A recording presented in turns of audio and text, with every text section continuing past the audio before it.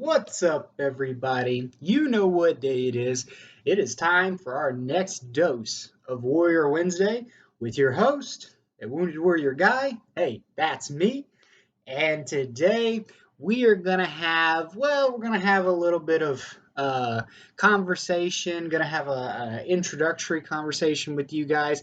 Then we're gonna hop into the second part of our series about meditation, different ways to reduce stress and improve our sleep. So, if that's something that interests you guys, if you are enjoying the series that I put out to you, make sure throw me a thumbs up, subscribe to the channel, share these videos, do one of those things for me, guys. I would really appreciate it. Well, without further ado, we're just gonna hop right into it. I'm going to start this episode out by addressing some current events that are going on in the world. Typically, I try to keep my personal opinions, my religious preferences, and my political um, standpoints out of these videos because I like to do very neutral content. I like to put a lot of facts out there, and that's just not the direction that I want this channel to go. However, I believe that there are some things going on right now that are kind of relevant to my relationship with my viewers and the people that tend to watch my videos. I've had some soldiers reach out to me, which I appreciate. I'm not going to put any names out there, but I appreciate people reaching out, making sure that I'm doing okay. And then, me corresponding with them, making sure that they are doing okay. Veterans and current service members right now, a lot of people are, they're battling some negative emotions, rightly so, for, the current situation going on overseas with the whole Afghanistan incident and how, the Taliban has, occupied the Kabul and the Afghan government has basically, collapsed. Um, I've had some people reach out to me saying that, you know, kind of kind of seems like everything that we've been doing, the reasons why we have, we signed up for the things that we did, the reasons we volunteered, or, we're so, I guess, um, ready to deploy to Iraq, Iran, Afghanistan during our tours, why we were so proud to be there. A lot of people reached out to me, saying that they're second guessing their impact. They think that everything that we've done has been a waste. It's been a waste of time. It's been a waste of lives, and a lot of people are battling those negative emotions. Um, Firstly, I just want to say I appreciate you guys reaching out. I'm always here for you. Anybody that ever wants to reach out to me, I always put my private email linked in the description below. We can correspond that way. Um, After a couple messages, I'm totally willing to give out my personal number if people want to contact me if they need a voice on the other end of the phone. I'm always there for people. Um, what I want to say to address that is the way that I personally look at it. And yes, it's a lot to take in. We have soldiers now, we have veterans who are battling PTSD like myself, who are battling social anxiety, who are battling depression, who have survived all the stressors that come with COVID, and now this, kind of kicks you when you're down. There's a lot of people that are at that low point, and this just kind of came at us. So, what I'll say to you guys out there who might be struggling with this, do not look at this current situation as an overall summary of your personal impact or personal reasons for doing what you did. Okay? Every soldier, every service member, every participant in everything that's been going on overseas, either at present or in the past, or potentially coming up, you have had some form of a positive impact. Okay? I myself, I always look at the human side of things as opposed to the life side of things. I try to separate my expectations from what's going on or what's coming at me from the life direction, and I focus my expectations on human expectations. What do I mean by that? Well, uh, me personally, I had a lot of pride whenever I deployed to Afghanistan while I was over there, and I was glad to help train the Afghan army, the soldiers over there, so that when we eventually left, they would be better prepared to uh, protect their government. However, that was not my primary reason for being there. My primary reason for being there was to have my battles backs, to be there for them for whatever support they needed. If they needed maintenance support, if they needed, um, help getting equipment, food, any type of additional items, toiletries issued to them, I was there for that. They needed their equipment um, overlooked, maintained, fixed. I was there for that. If they needed a shoulder to lean on, to confide in, to talk to, I was there for that. And I would say 99% of the time, every other soldier that I've met, at some percentage, that was their reason as well for being there. So, yes, this situation sucks and it looks very bleak, but at the same time, you have to look at your personal reasons for being there, and you have to find that solid impact that you had. Me personally, I know that I had an impact while I was over there. I know that people's lives were at a higher quality while I was there. So that is what I cling to. That is what will allow me to successfully get through this time. And I mean, at the end of the day, guys, we're all here for each other.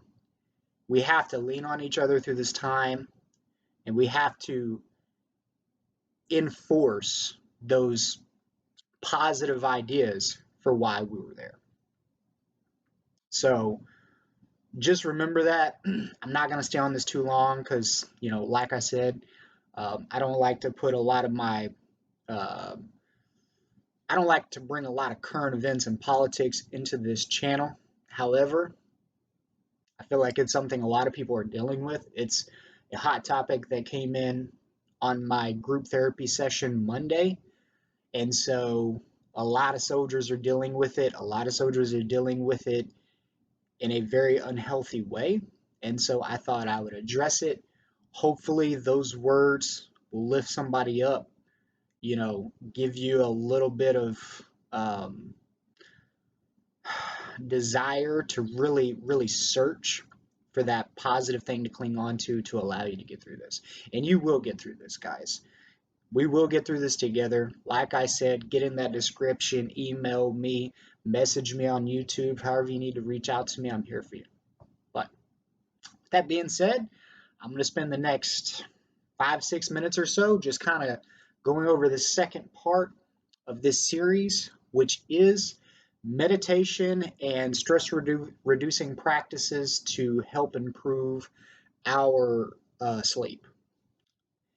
And this video is going to be on meditation and mindfulness and the benefits that those things have on the brain, which can improve the way that we deal with our stressors, which as a result can improve the quality of sleep that you get.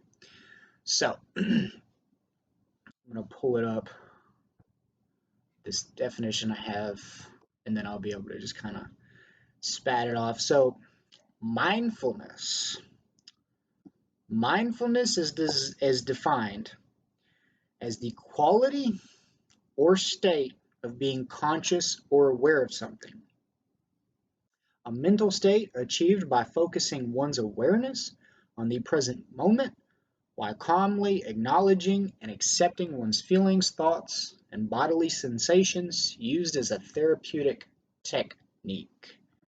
So, me personally, I use mindfulness most often when I'm either lifting weights or running. That is when I find it to be the most beneficial for me. I tend to have a lot of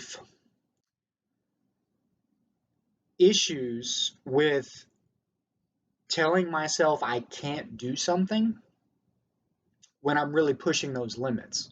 Recently, I've been trying to push those limits in running. I've never been big into running, so trying to get past or set the bar higher for myself has been difficult. So while I'm running, when I'm starting to tell myself or starting to feel all those negative emotions, I really try to focus on the moment. I try to focus on my breathing, and I really try to focus on how my body is moving, how it's reacting, how every step, how my muscles are contracting, what it feels like. And I try to focus on that, and I try to find kind of like a rhythm. Once I find that rhythm, I try to make every iteration of that rhythm identical. And I focus on keeping those iterations identical. That allows me to clear my head, and it really blocks out all those negative things I'm telling myself, those negative emotions I'm feeling, and the things I'm telling myself that those emotions are causing. I find that helps me, and it allows me to get through the rest of the day much more, I'm going to say, kind of easygoing. You know, I'm my mind is much clearer. I'm much more focused, and I'm not focusing on those negative things. So I watched a TED talk the other day, and I thought it was really interesting. It was talking about the brain and how when we have an emotion and we associate an emotion with a negative thought. I've actually talked about this in previous videos where I've went over it in some of my therapy sessions. Our brain will almost develop a shortcut to that idea. And through repetition, that distance to that idea becomes shorter and shorter, and it becomes more of a reflex. So if every time I run a mile, I tell myself, or I feel, you know, like beaten by it, and I tell myself, I'm not meant to be out here running. Running's not for me. If I eventually get to that point where I'm telling myself that and I'm listening to it and I'm believing in it, then the more often when I run a mile, that's what my mind is going to automatically tell itself, right? So eventually it'll get to the point to where I'll run a mile and I'll stop. Then it'll get to a point to where my mind will think oh, where I'm going to run a mile today, I can't do that. So it'll start to get shorter and shorter and more of an intense idea and something that you believe in more and more. And it'll eventually just become an automatic reflex, something that you just automatically tell yourself and believe in so much that you think it's true. Well, the idea with the meditation is a way of clearing your mind and not focusing on those emotions. So that allows you to like prevent yourself from telling yourself those negative thoughts. But what you also have to do, and this is something that I try to do, I try to fill in those gaps with positive reinforcement. And what I've been trying to do lately is I've been trying to tell myself these positive things in place of believing those negative thoughts as a way to retrain my brain to think those positive thoughts, which over time will create a automatic trigger, a reflex to those positive thoughts. So then when I run a mile, I'll be like, I can do this. I can run more. That was easy. I did a good job. I'm able to do this. Like, there's no limit to what I can do, as opposed to these negative thoughts, which set up those barriers that block you in, block you in, block you in, shorten your path, and eventually will lead to you not being able to progress, not being able to push those boundaries, because you're going to be cut off by those negative thoughts, those ideas that you tell yourself that you believe in, which eventually will prevent you from even trying to do anything. Because you're going to tell yourself, I'm going to fail. Why try? Why set myself up for failure? So just replacing those negative thoughts with positive ideas, reinforcing it over time until it becomes a reflex, has a huge impact on the mind. And doing those mindfulness and meditation techniques at any point in the day to block out those negative emotions, to block out those ideas, and to focus on the body, to focus on the moment, will really allow you to kind of cleanse your mind of all those stressors. And me personally, it sets me up to deal with the day in a more productive way. So guys, that's today's video. I hope that it was interesting. I hope it was beneficial. Like I said, I hope that you guys are enjoying these series. I enjoy doing them for you because it allows me to do research to learn new things. Next week, I don't think I'm actually going to do a meditation instructional video because I don't know exactly how I would do it where it would be interactive. That would be something where, like, if I was teaching a class, I could do, but as far as like the camera, I don't know how I would be able to do it and pull it off in a way that would be beneficial and not boring. Like, I don't want to just sit here for 10 to 15 minutes and just be quiet. I don't think that you guys would enjoy that. So if you have additional questions, I'll address them. Just hit me up on YouTube, message me, or you can message me on my email. It's fine. Next week, I will be doing a final part to this. Haven't decided exactly what that is. I might do something on brain chemistry. Been watching some videos that I think are real interesting. So that might be something that you can look forward to seeing. I hope that you guys enjoy this series and that it helps you reduce your stress and improves your quality of sleep. Before I get off here, guys, like always, even if you don't realize it, even if you don't believe it, there's a warrior in every single one of you, and I see it. Take care.